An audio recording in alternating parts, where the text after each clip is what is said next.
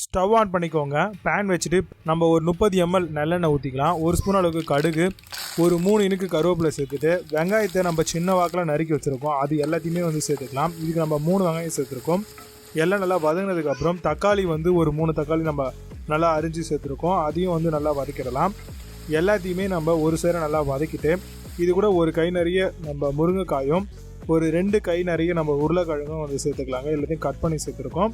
சேர்த்துட்டு எல்லாத்தையும் நல்லா வதங்க விடலாம். இப்போது 1 ஸ்பூன் அளவுக்கு நம்ம உப்பு சேர்த்துக்கலாம். உப்பு சேர்த்துட்டு நல்லா மிக்ஸ் பண்ணி விட்டுருங்க.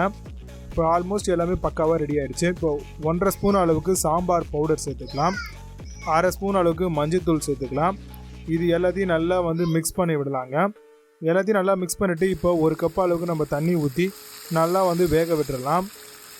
இது நல்லா வெந்துட்டு இருக்கக்கூடிய நேரத்துலேயே நம்ம சின்ன வெங்காயம் ஒரு 10-12 சின்ன வெங்காயம் சேர்த்துட்டு அதே மாதிரி ஒரு கை நிறைய நம்ம தேங்காவை சேர்த்துக்கலாம். 1 ஸ்பூன் அளவுக்கு சோம்பு சேர்த்துட்டு மிக்ஸி ஜாரை மூடி நல்லா வந்து பார்த்திங்கன்னா அரைச்சி பேஸ்ட்டாக வந்து எடுத்து வச்சுக்கலாங்க. நல்லா கம்ப்ளீட்டாக உங்களுக்கு ரெடி ஆகிடும். இப்போது நம்ம அரைச்சி வச்சிருக்கக்கூடிய அந்த தேங்காய் பேஸ்ட்டை வந்து நம்ம அந்த குழம்புல வந்து சேர்த்துக்கலாம்.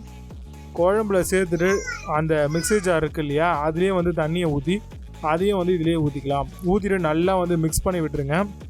ஆல்மோஸ்ட் குழம்பு வந்து எல்லா இன்க்ரீடியம் போட்டோம். இப்போ தண்ணி வேணுன்ற அளவுக்கு ஊற்றி நல்லா கொதி வரட்டோன்னு வெயிட் பண்ணுங்கள். நல்லா வந்து கொதி வரட்டோன்னு வெயிட் பண்ணுங்கள். நல்லா கொதி வந்த உடனே மிக்ஸ் பண்ணி விட்டுருங்க. மிக்ஸ் பண்ணிவிட்டு இப்போ வந்து பார்த்தீங்க அப்படின்னா உங்களுக்கு குழம்பு ஆல்மோஸ்ட் வந்து சூப்பராகவே வந்து ரெடி ஆகிடுச்சு. ரெடியான இந்த குழம்பை வந்து பார்த்தீங்க அப்படின்னா நீங்கள் அழகாக வந்து ஸ்டவ் ஆஃப் பண்ணிவிட்டு கொஞ்சம் நேரம் வச்சுட்டு சாதத்தை கூட சர்வ் பண்ணலாம். ரொம்பவே சூப்பராக இருக்கும் பொரிச்ச குழம்பு. ட்ரை பண்ணி பாருங்கள்.